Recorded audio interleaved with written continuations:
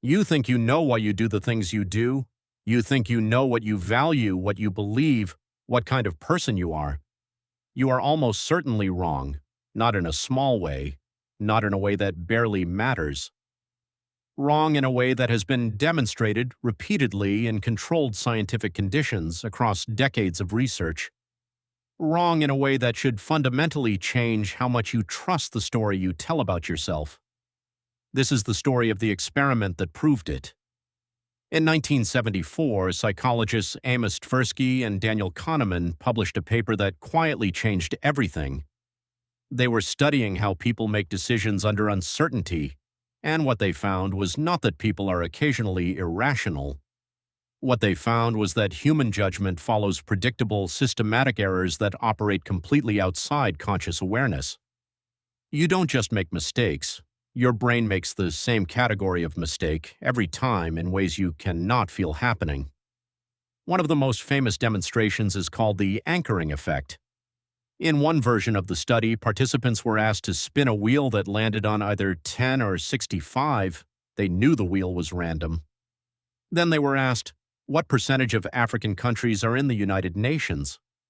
People who spun 10 guessed around 25%. People who spun 65 guessed around 45%.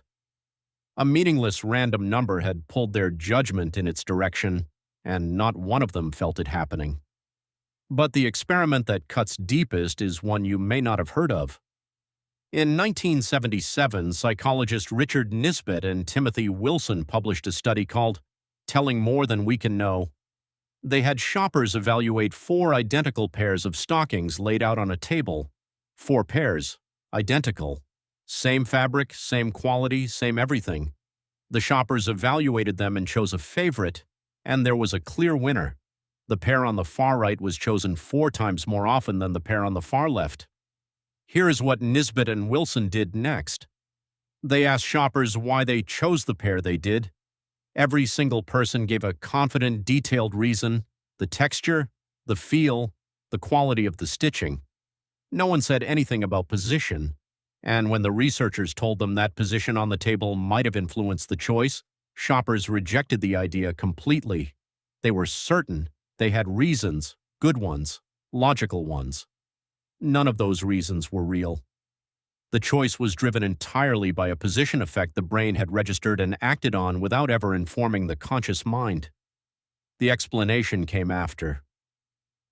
The brain made the call first, then it wrote a story about why. This is what Nisbett and Wilson called the problem of introspective access. You do not have direct access to the causes of your own behavior. What you have instead is a narrative construction, a story your conscious mind builds after the fact, using whatever materials seem plausible, and then presents to you as memory, as motive, as identity.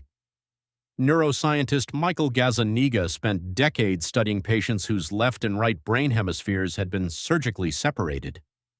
In a series of now-famous experiments, he would show an image to the right hemisphere, which controls the left hand, but cannot produce language.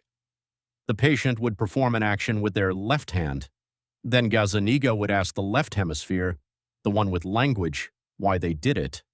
And the left hemisphere would immediately produce a confident, coherent explanation. An explanation it literally could not have known, because it had not seen the image, it had not made the decision.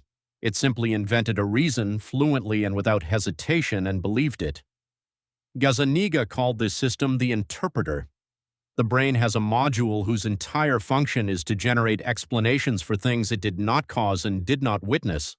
And that interpreter is running constantly in every decision you make, every belief you hold, every story you tell about who you are and why you do what you do. So what do you actually know about yourself? Less than you think. Your preferences are shaped by position, anchoring, and priming effects you never felt. Your memories are reconstructions, rebuilt each time you access them and subtly altered in the process. Your reasons are mostly post hoc stories, written by a brain that decided first and explained later. None of this means you are broken, it means your brain is efficient. The interpreter keeps the narrative coherent so you can function. The problem is only when you confuse the story for the truth. The next time you feel certain about why you did something, pause. Ask, did I reason my way here, or did I arrive first and reason afterward? The honest answer, most of the time, is the second one. The story still sounds true. The interpreter is that good. You think you know yourself. That feeling will not go away, but now you know what it actually is.